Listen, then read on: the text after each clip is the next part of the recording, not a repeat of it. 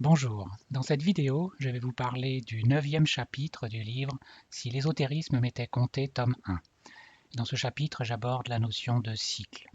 Je vais vous parler du temps, des sous-cycles qui composent chacun des cycles, quel est le rôle de la conscience pour la survenue de ces cycles, quels sont leurs modèles, leur durée.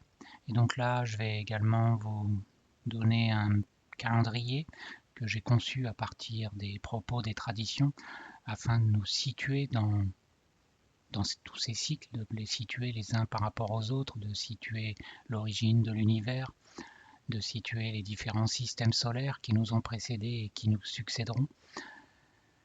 Et puis aussi, on va parler de la fin de chaque cycle. Qu'est-ce qui se passe à la fin de chaque cycle? Est-ce qu'il y a une destruction ou est-ce qu'il y a autre chose à comprendre?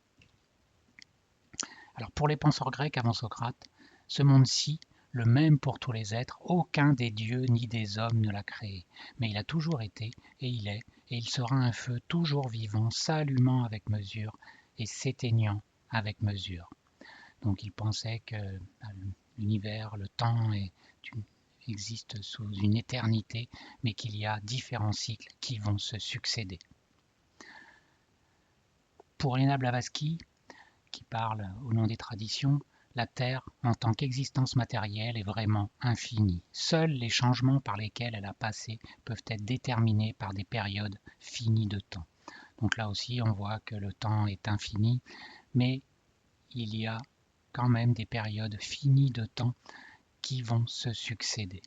Et toutes ces périodes finies de temps, eh bien, ce sont justement tous ces cycles qui vont avoir un début, une fin, un début, une fin, etc., etc. Donc à chaque fois qu'un cycle va se terminer, un autre cycle va lui succéder. Et donc là, j'en profite pour reparler de cette notion d'état en puissance, d'état en acte, car comme je l'ai déjà dit dans d'autres vidéos, dans les précédents chapitres de ce livre, cet état en puissance est un état où le temps n'existe pas en quelque sorte, où le temps n'a pas de sens, où le temps n'est pas linéaire. Donc il n'y a pas, c'est pour ça qu'on peut parler de cet état en puissance comme étant une origine qui est sa propre origine, car il n'y a pas d'avant. Par contre, cet état en puissance, c'est la cause de ce qui va être manifesté en acte. Et donc à partir du moment où un état en puissance va se manifester dans un état en acte, et bien là, il va y avoir le début d'un cycle. C'est pour ça qu'on dit que ça naît et ça renaît sans cesse. Le début d'un cycle qui vont se succéder les uns après les autres. Chronos représente la durée sans fin et par conséquent immuable, sans commencement, sans fin, au-delà du temps divisé et au-delà de l'espace. Donc cette durée sans fin, donc c'est vraiment ce temps cette période qui est en quelque sorte hors du temps linéaire. Chronos, le temps, est aussi représenté dans la théogonie orphique comme un dieu ou agent engendré. À cette période du réveil de l'univers, le symbolisme sacré le représente comme un cercle parfait avec le point, la racine au centre.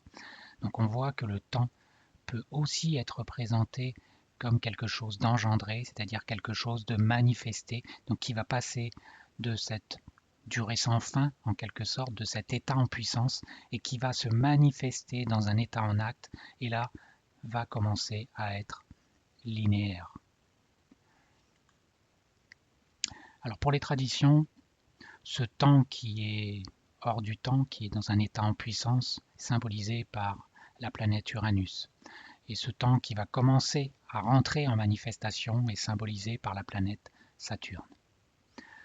Lorsque Chronos, à son tour, est représenté comme mutilant Uranus, son père, la signification de cette mutilation, allégorie, est très simple. Le temps absolu, c'est-à-dire celui qui est dans un état en puissance, représenté comme devenant fini et conditionné, parce qu'il va devenir un état en acte et donc il est limité. Une partie est dérobée au tout, car on l'a vu, cet état en puissance, c'est un tout, ce n'est rien en manifestation, mais c'est un tout en potentialité. Donc c'est un tout, les potentiels sont réunis ici, mais aucun n'est matérialisé. C'est à partir du moment où un de ces potentiels va se transformer, devenir dans un état en acte, qu'il va se matérialiser, indiquant ainsi que Saturne, père des dieux, a été transformé de l'éternelle durée de cet état en puissance en une période limitée, donc dans un état en acte. Donc mutilant, ça veut juste dire car le temps en puissance est parfait et illimité, tandis que sa manifestation va le rendre limité. Pareil, on peut dire aussi que quand un ange est dans un plan en puissance, eh bien il est considéré comme parfait. Mais s'il décide de se manifester dans le plan matériel, on va dire de lui qu'il est déchu, car descendre dans la matière, c'est bien enlever la perfection originelle. Et pourtant, par et dans la forme humaine, elles deviendront des êtres progressifs, tandis que la nature de l'ange est purement intransitive. C'est pourquoi l'homme possède en lui le pouvoir de surpasser les facultés des anges. En conséquence, les initiés de l'Inde disent que c'est le Brahman, le deux fois né, qui gouverne les dieux ou Devas. Et Paul l'a répété dans son épître aux Corinthiens. Ne savez-vous pas que nous, les initiés, serons les juges des anges mêmes? Alors pourquoi les initiés seront les juges des anges? Tout simplement parce que beaucoup d'anges, ceux qui sont dans un état angélique, on va dire, sont dans un état en puissance, ne se sont jamais manifestés dans la matière dense. Donc ils sont parfaits en potentialité, ils sont parfaits dans leur plan à eux, parce qu'ils n'ont jamais été attirés par tous les désirs, toutes les pulsions que génère l'entrée en manifestation. Et par contre, les initiés, eh bien, ce sont des êtres qui sont passés par l'état manifesté, donc qui sont passés par la forme humaine, mais qui l'ont maîtrisé, et qui ont maîtrisé ça pour retrouver l'état angélique. Mais donc ils ont cet état angélique, mais en plus, ils ont concrétisé dans la matière cette perfection. Cette perfection n'est donc plus juste théorique, en quelque sorte, mais parce qu'elle a été mise en pratique dans la matière, dans la manifestation. Et c'est pour ça qu'on peut dire que les initiés seront les juges des anges mêmes. Parlons maintenant des sous-cycles. On pourrait nous dire, et on nous dira sans doute, qu'Uranus était inconnu des anciens et qu'ils étaient obligés de compter le Soleil parmi les planètes et d'en faire le chef. Qu'en sait-on? L'Uranus est un nom moderne, mais une chose est certaine, c'est que les anciens avaient une planète de mystère dont ils ne prononçaient jamais le nom et avec laquelle le plus haut astronome, le hiérophante, pouvait seul causer familièrement. Mais cette septième planète n'était pas le Soleil, mais bien le divin hiérophante caché que l'on représentait comme ayant une couronne et comme embrassant dans sa roue 77 roues plus petites. Qu'est-ce que ça veut dire 77? Et c'est là où il faut faire attention quand les traditions s'expriment. Il ne faut pas prendre, c'est souvent de manière symbolique que les choses sont dites. Et donc 77, eh bien, ça ne veut pas forcément dire le nombre 77, mais il faut se représenter les chiffres 7 et 7. Et donc ça peut être 7 fois 7.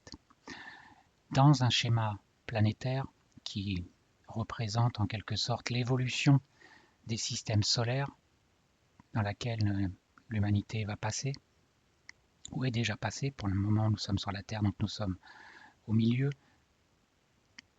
Donc chacun de ces systèmes solaires comporte, il y a déjà 7 étapes pour franchir tout ce schéma planétaire, mais sur chacune de ces étapes, il y a également 7 globes par lesquels vont passer les vies, vont passer les âmes.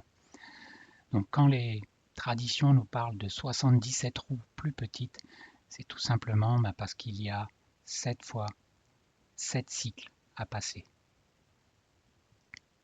Alors je reviendrai un peu plus en détail sur tous ces schémas. Pour l'instant, je parle juste des cycles, donc je ne vais pas trop rentrer dans les détails de ces chaînes planétaires, qu'est-ce que ça signifie exactement, etc.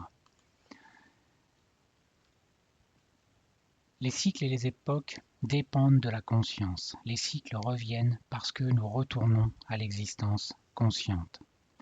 Donc ça, c'est très important, parce que qu'est-ce que ça veut dire? Ça veut dire que, tout simplement, tant qu'il n'y a pas de conscience, eh bien, il n'y a pas génération d'un cycle, donc il n'y a pas d'état manifester. Par contre, à partir du moment où il va y avoir un état manifesté, c'est qu'une conscience va transformer un état en puissance pour le faire devenir en acte. Et donc le manifester concrètement. Dans la Genèse, il y a Dieu dit que la lumière soit, et la lumière fut. Dieu vit que la lumière était bonne, et Dieu sépara la lumière d'avec les ténèbres. Alors qu'est-ce que c'est la lumière? Qu'est-ce que c'est les ténèbres? Lorsque l'univers entier était plongé dans le sommeil, lorsqu'il était revenu à son unique élément primordial, ça veut dire dans un état en puissance, il n'y avait ni centre de luminosité, ni œil pour percevoir la lumière, et par conséquent, les ténèbres remplissaient le tout sans borne. Tout cela pour dire que cette absence de lumière, ces ténèbres, ce n'est pas le contraire de la lumière, c'est tout simplement qu'il n'y a aucune conscience pour percevoir cette lumière. Car dans ces ténèbres, toutes les consciences sont endormies en quelque sorte, sont dans un état en puissance. Et donc à partir du moment où elles vont se réveiller et devenir en acte, c'est là que la lumière est engendrée. Donc ténèbres ne signifie pas forcément quelque chose de négatif, ça veut tout simplement dire qu'il n'y a pas de conscience qui sont intervenues pour le moment, car tout était encore manifesté dans un état en puissance.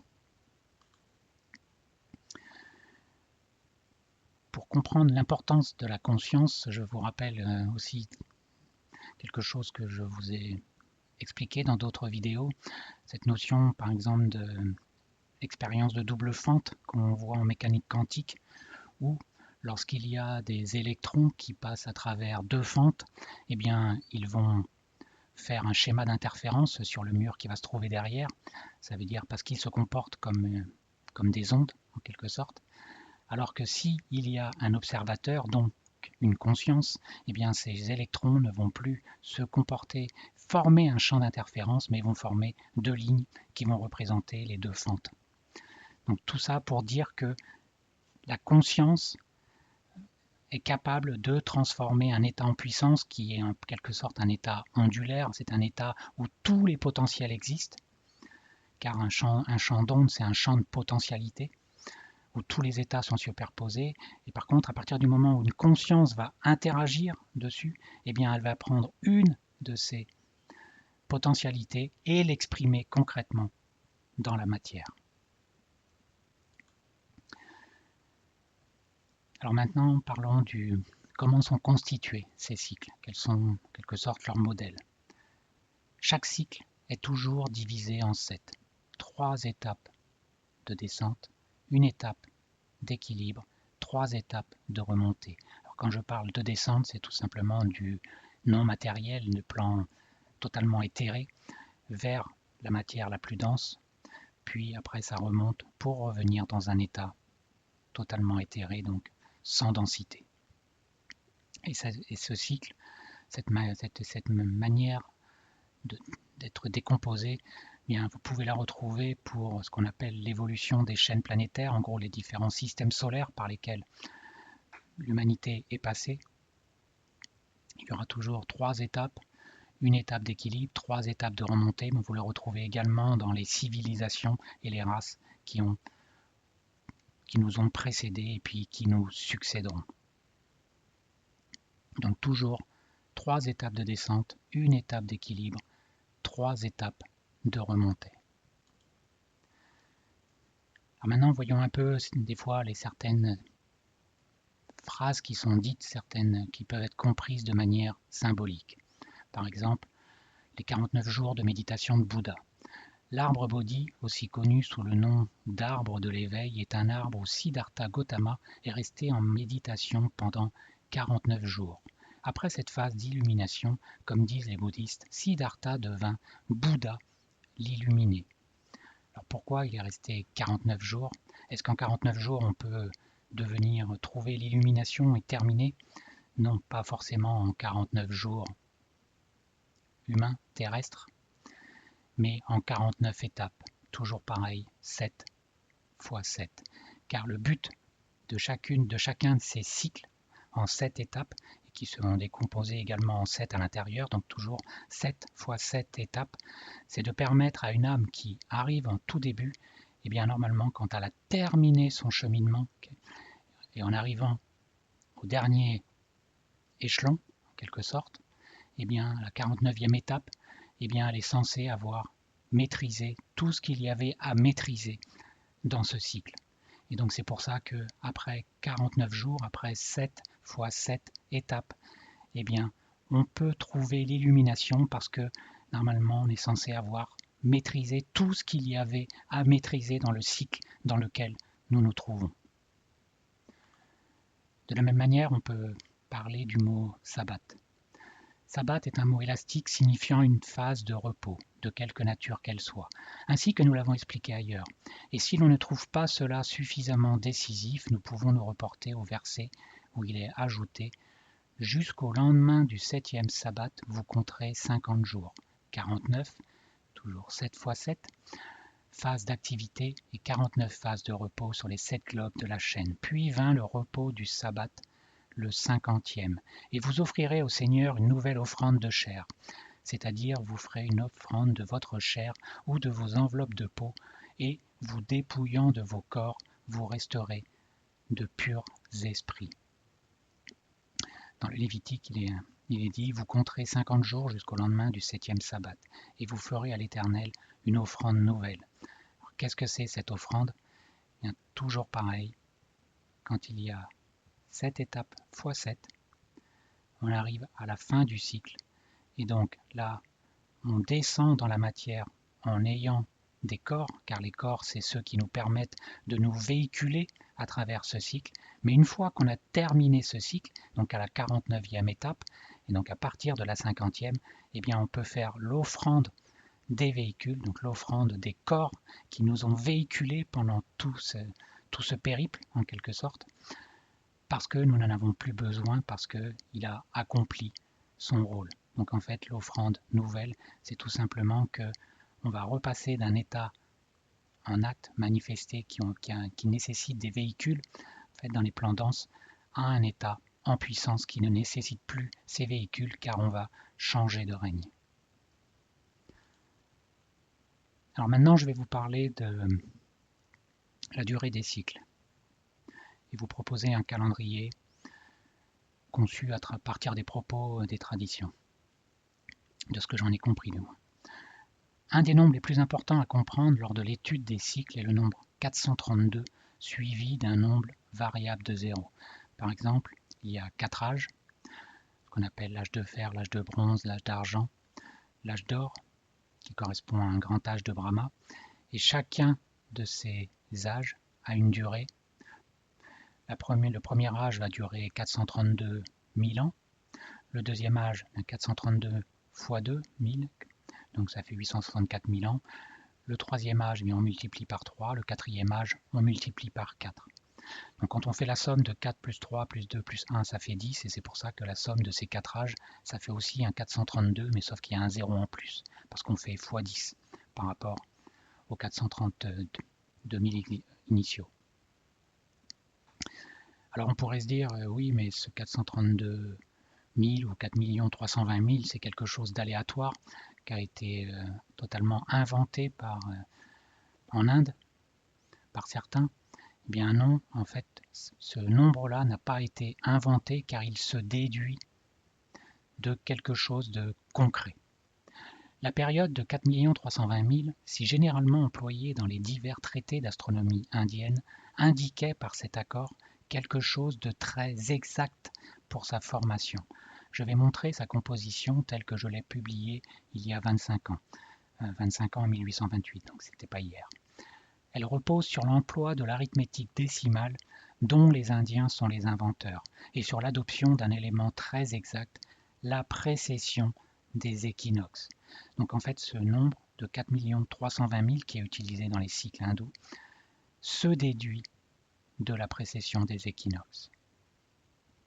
Ce n'est donc pas un nombre qui a été inventé ou mis comme ça au hasard, aléatoirement. Alors, la précession des équinoxes, elle a lieu parce que la Terre n'est pas droite, elle est un peu courbée, on va dire. Et donc, Le fait que la Terre tourne sur son axe génère aussi un cycle appelé précession des équinoxes. L'axe de rotation de la Terre décrit un cône dont un tour complet est effectué environ en 25 920 ans.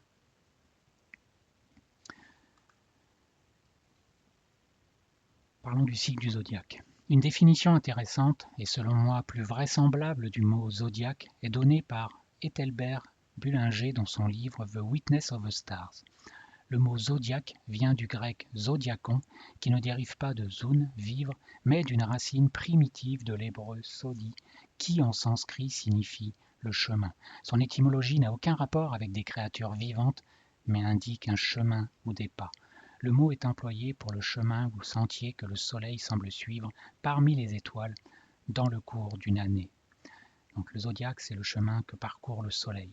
Et en astrologie, le soleil, ça va représenter l'individu ou la personnalité. Donc, de manière analogue au soleil, les différents cycles du zodiaque dans lesquels les individus passeront lui permettront des prises de conscience successives. Alors maintenant, on va parler de où nous nous situons dans les cycles. Et pour ça, je vais vous expliquer comment j'ai conçu ce calendrier, tout simplement à partir des propos lus principalement dans la doctrine secrète, mais également Isis dévoilée de Helena Blavatsky. On nous dit, au commencement du Kali Yuga, c'est-à-dire l'âge de fer, c'est-à-dire il y a 4989 ans, c'est en 1888 quand ça a été écrit, à la mort de Krishna, c'est-à-dire moins 3100 avant Jésus-Christ. Donc rien qu'avec cette indication, eh bien on sait que l'âge de fer a commencé en moins 3100 avant Jésus-Christ. Et comme on a vu précédemment quelle était la durée de chacun des âges, eh bien on peut remonter en arrière et savoir que l'âge d'or a commencé en moins 3 891 100 ans. Donc en fait, je n'ai fait ce calendrier que par simple déduction. Ça, c'est la première déduction. Maintenant, on nous dit aussi, ces 4 subdivisions sont celles d'un âge divin, ou Mahayug. 71 Mahayug font 306 720 000 années. Donc on sait qu'il y a 71 grands âges, en quelque sorte, qu'on a vu précédemment. C'est-à-dire ces 4 320 000, on les retrouve 71 fois. Auquel vient s'ajouter un Sandhi, on le verra après. Comme nous ne sommes encore maintenant que dans le Kali Yuga du 28e âge, donc on sait que nous sommes dans le 28e par rapport au 71e. Donc par la même logique que précédemment, on peut savoir qu'il y avait 27 autres âges précédents, et donc on peut déduire leur commencement. Et on sait qu'il lui restera encore 43 âges à faire pour atteindre le 71e. Et donc on peut également déduire la fin de ce cycle. Ensuite, on nous dit que nous sommes dans le 7e Manvantara. Donc là, on est encore un cran au-dessus. C'est-à-dire, parmi ces 306 millions, ça va constituer une brique de ce schéma-là. Et on nous dit qu'on est dans le 7e Manvantara. Donc il y en a 14, on sait qu'on est dans le 7e, donc là par la même logique, eh bien, on peut déduire la date initiale et la date finale de ce cycle. Alors on pourrait se dire que c'est totalement aléatoire comme calendrier, mais c'est très possible, je ne vais pas dire que ce calendrier est juste, je l'ai juste fait par déduction, mais par contre il y a quand même un élément qui montre, qui peut lui donner de la crédibilité, c'est que on nous dit que le temps écoulé depuis la première apparition de l'humanité sur notre chaîne planétaire, c'était en moins 1 milliard d'années 664 499 100 avant Jésus-Christ. Or, peut-être que c'est un hasard, mais cette date, on la retrouve exactement dans le calendrier que j'ai conçu. Or, cette date n'a pas du tout servi d'hypothèses. Je veux dire, les hypothèses, c'est ce que je vous ai précisé juste avant. Mais par contre, on retrouve cette date. Et cette date, c'est pareil, elle n'a pas été inventée, elle est issue d'un calendrier tamil appelé le Tirukanda Panchanga. On nous parle aussi que les règnes m'ont mis 300 millions d'années pour évoluer. 300 millions d'années, c'est souvent ce qui précède justement le cycle. Donc rien que cette phrase-là, on la retrouve au commencement de notre cycle. On retrouve ces dates au commencement de notre cycle. Donc c'est peut-être une coïncidence, mais peut-être pas. Donc la chaîne planétaire, en fait, chacune de ces chaînes planétaires, on voit qu'il y en a 7. Donc on peut déduire leur date initiale, leur date de fin, et donc on peut savoir quand a commencé la première chaîne planétaire, quand se terminera la dernière chaîne planétaire. Et là, en ce moment, nous sommes dans la 4e. Alors on pourrait se dire, oui, tout ça c'est bien beau, mais la science nous dit que le Big Bang a eu lieu il y a moins 13,8 milliards d'années, alors que si je regarde ce qui est inscrit dans ce calendrier, on nous dit que ça a plutôt eu lieu il y a 28 milliards d'années. Donc, où se trouve le bug? Est-ce que la science a raison? Est-ce que cette valeur de moins 13,8 milliards d'années, c'est quelque chose de factuel ou c'est juste basé sur les modèles, la compréhension des scientifiques de nos jours? Déjà, avant de vous répondre, donc, si on considère que le Big Bang, c'est le début de la première chaîne planétaire, pour nous, ça voudrait dire qu'il a eu lieu il y a presque moins 28 milliards d'années, si j'en suis le calendrier. Aujourd'hui, notre chaîne planétaire actuelle a démarré il y a moins 2 milliards d'années, et la dernière chaîne planétaire aura lieu dans 32,6 milliards d'années. Alors ces moins 13,8 milliards d'années, j'aimerais les relativiser parce que tous les scientifiques ne sont pas forcément d'accord avec cette date. Par exemple, dans cette revue Espace et Astrophysique, vous avez des scientifiques qui ont remis en question cet âge de l'univers et qui nous disent qu'un univers âgé de quelques 26 milliards d'années, ça serait une éventuelle possibilité. Et dans ce cas-là, vous voyez qu'on n'est pas loin des 28 milliards d'années que je vous ai montré précédemment. Alors pourquoi les scientifiques disent 26 milliards d'années?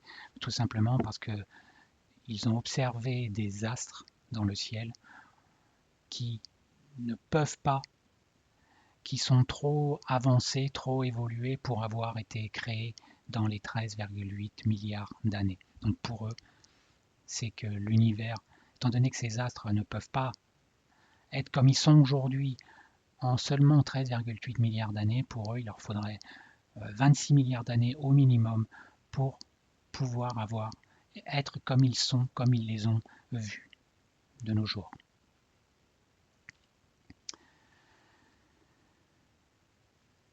Alors il y a aussi une phrase intéressante qu'on retrouve dans la Genèse. « Et Dieu acheva au 7e jour toute l'œuvre qu'il avait faite, et il cessa au 7e jour de travailler à toute l'œuvre qu'il avait faite. » Alors qu'est-ce que ça veut dire que Dieu cessa de travailler au 7e jour? Alors à chaque fois, le 7, chaque fois que dans les cycles, que ce soit au niveau de ces chaînes planétaires-là, au niveau de ces Manvantara ici, ce 7 en fait correspond toute la période précédant ce 7, en quelque sorte, c'est Dieu qui achève l'œuvre parce que c'est en quelque sorte la préparation pour que les consciences puissent par la suite, dans le chemin du retour, par elles-mêmes se débrouiller et faire le chemin du retour, en quelque sorte. Donc, pourquoi on dit qu'au 7e jour, il cessa de travailler? Parce que pendant les 7 premiers jours, il a préparé l'humanité, en quelque sorte, il a guidé l'humanité, mais à partir du 7e jour, c'est à l'humanité de se débrouiller toute seule pour faire la remontée. Donc là, il n'a plus besoin, il peut se reposer maintenant, parce que c'est à l'être humain de prendre son chemin en main. Maintenant, il a acquis le libre arbitre, et donc il va devoir remonter par lui-même évoluer par lui-même sans être guidé comme c'était le cas auparavant. Voilà à quoi ça signifie, pourquoi on dit qu'au 7e jour, il a arrêté de travailler. C'est tout simplement qu'il a arrêté de guider, de faire le travail à la place de l'humanité, parce que pendant cette première période, il a préparé en quelque sorte l'humanité pour qu'elle soit capable de se débrouiller toute seule.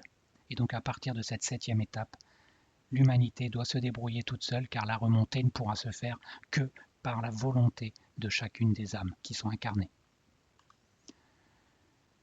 Alors parlons des destructions cycliques. Le Bhagavata Purana, livre sacré de l'Inde, fait état de 4 âges qui se sont succédés après avoir été détruits par la fureur des éléments. Notre cycle actuel serait le 5e. Hésiode, le poète grec, 7e siècle avant notre ère, indique qu'une croyance semblable était répandue en Hellade. D'après Censorinus, les Grecs croyaient que le monde serait inondé ou brûlé à l'issue de chaque période.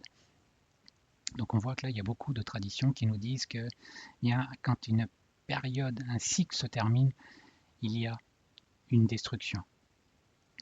La doctrine d'après laquelle les mondes et les races sont périodiquement détruits, tantôt par le feu, volcan et tremblement de terre, et tantôt par l'eau, puis renouvelée, est une doctrine aussi ancienne que l'homme. Manu, Hermès, les Chaldéens, toute l'Antiquité en un mot croyait à cela. 2 fois déjà, la surface du globe a été changée par le feu, et 2 fois par l'eau, depuis que l'homme y fit son apparition. Si la terre a besoin de repos et de renouvellement de forces nouvelles et d'un changement pour son sol, il en est de même pour les océans. Il en résulte périodiquement une nouvelle distribution des terres et des eaux, des changements de climat, etc., tous provoqués par des révolutions géologiques et se terminant finalement par un changement dans l'inclinaison de l'axe de la Terre.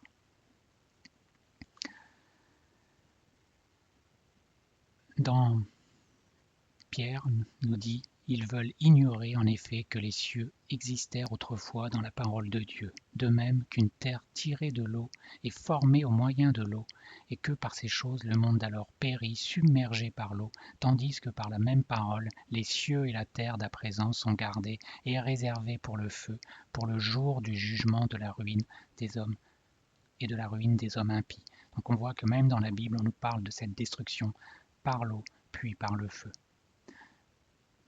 Une civilisation est détruite par l'eau, l'autre par le feu, etc. Tandis que vous attendez et hâtez l'avènement du jour de Dieu, à cause duquel les cieux enflammés se dissoudront et les éléments embrasés se fondront, mais nous attendons, selon sa promesse, de nouveaux cieux et une nouvelle terre où la justice habitera. Car une fois qu'un cycle est terminé, eh bien, ça sera un autre cycle où normalement l'humanité aura censé passer une étape d'évolution. S'il plaît aux interprètes de voir là-dedans une allusion à la création, au déluge et à l'arrivée promise du Christ alors qu'ils vivront dans une nouvelle Jérusalem des cieux, ce n'est nullement de la faute de Pierre. L'auteur de l'épître entendait faire allusion à la destruction de notre 5e race par des feux souterrains et des inondations et à l'apparition de nouveaux continents pour la 6e race mère. Les auteurs des épîtres étaient en effet tous versés dans le symbolisme, sinon dans la science.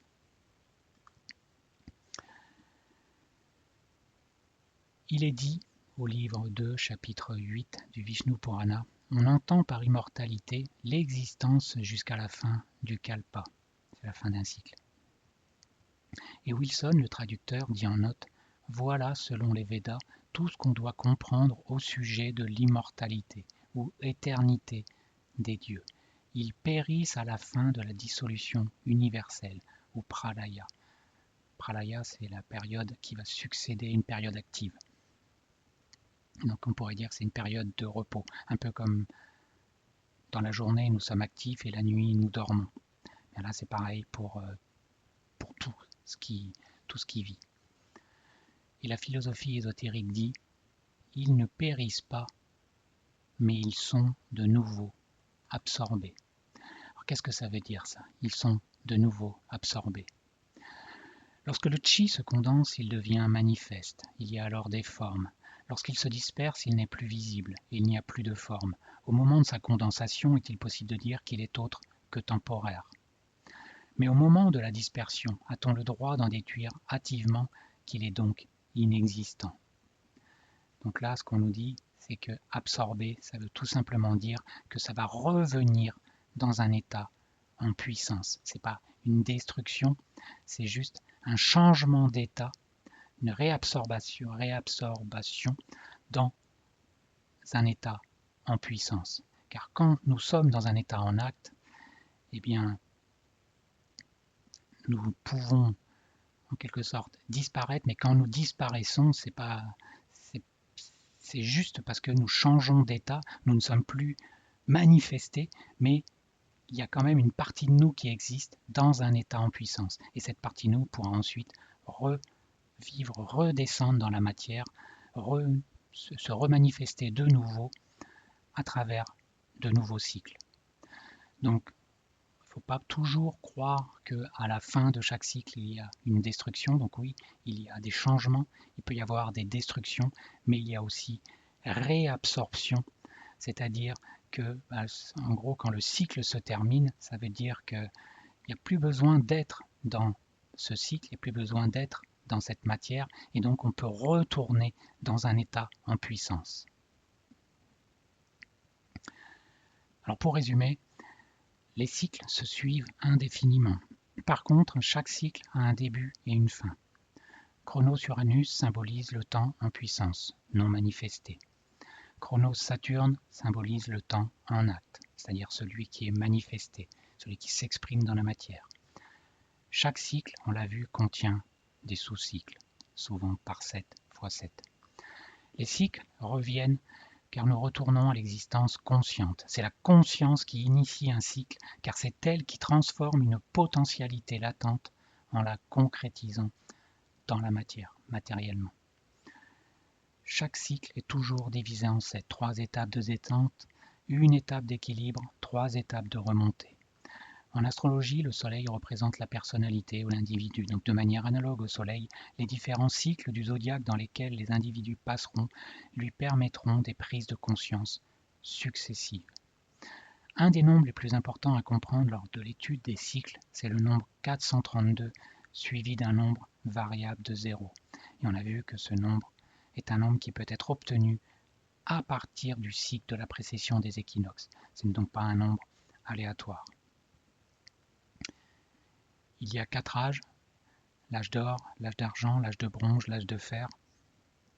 Et d'après le calendrier que je vous ai proposé, eh bien, le début de la première chaîne planétaire, qui pourrait correspondre à ce que les scientifiques appellent le Big Bang, bien, j'aime pas forcément ce terme, il y a moins 28 milliards d'années.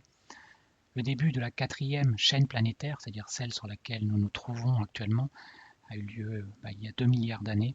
Et puis la 7e chaîne planétaire devrait se terminer dans 32 milliards d'années. Et quand les cycles se terminent, eh bien, il peut y avoir des destructions, souvent en fin de cycle, et il y a des changements pour recréer un cycle nouveau. Et aussi, pas forcément des destructions, aussi les consciences vont repasser dans un état actif, c'est-à-dire aujourd'hui, quand on est éveillé, nous sommes dans un état actif, et quand on dort, nous sommes dans un état inactif en quelque sorte. Et bien là, c'est un peu pareil. Quand les cycles se terminent, nous redevenons dans un état inactif, mais ça ne veut pas dire que nous sommes morts. Ça veut juste dire que nous sommes retournés dans un état en puissance par rapport à l'état dans lequel nous étions dans ce cycle. Car ce cycle se termine, donc nous retournons dans un état en puissance pour ensuite pouvoir redescendre dans le cycle suivant. Merci de votre attention.